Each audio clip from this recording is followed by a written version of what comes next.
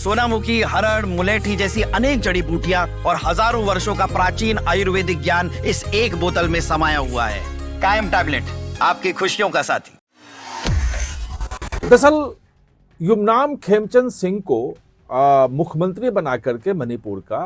भाजपा ने एक कई चीजें साधने की कोशिश की है। मणिपुर में जो इतने नस्लीय हिंसा से गुजरा है, वो इतना रक्त रंजित रहा है उसका, पहले भी काफी वहां पे हिंसा हुई है। तो जो नस्लीय हिंसा का शिकार जो होता मणिपुर होता रहा है, उससे कैसे स्थायी शांति वहां लाई जाए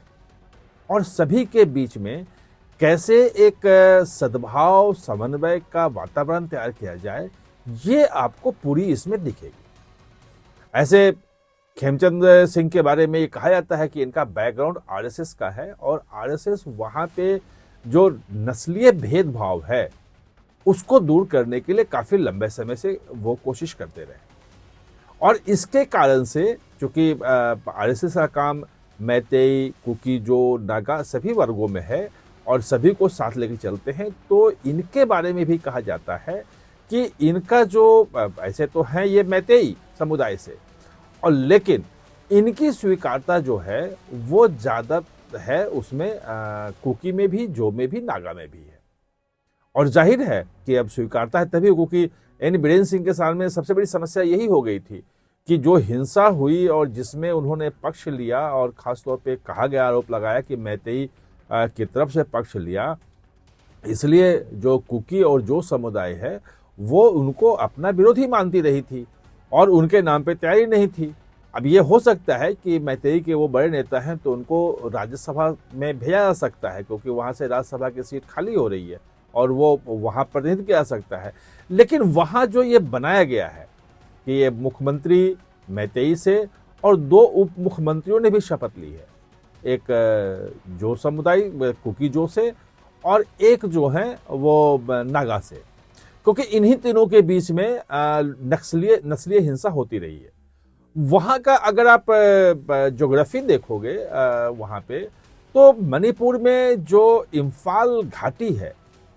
वो इम्फाल घाटी में सबसे अधिक जनसंख्या है, लेकिन केवल 10% हिस्सा है पूरे मणिपुर का, और मैतेई कुल मिलाकर वहीं रहते हैं। और जो और जनसंख्या जो है लगभग 60% है पूरे मणिपुर का, और मैतेई उसमें है। तो विधानसभाओं में जनसंख्या के कारण इन्हीं की ज्यादा संख्या होती है।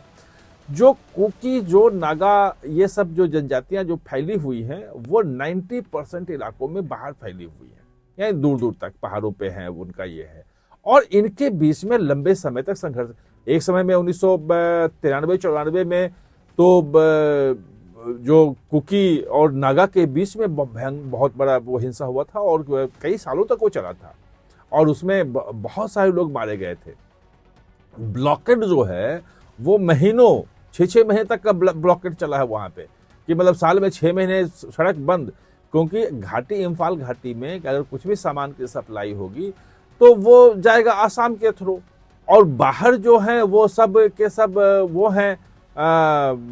कुकी हैं, और वो कुछ भी झड़प होती थी, कुछ भी तनाव होता था तो वो उसको बंद कर देते थे। ये तमाम चीजें जब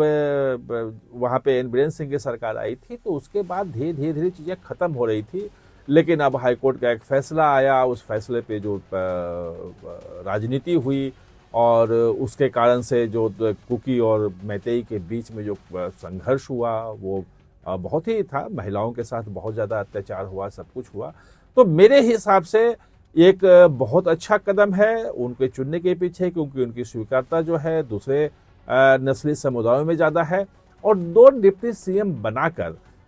भाजपा ने ये केंद्र सरकार कह लें कि उसने ये कहा है कि सरकार में सभी की बराबर की भागीदारी सुनिश्चित हो और मणिपुर एक स्थायी शांति की तरफ बढ़ सके।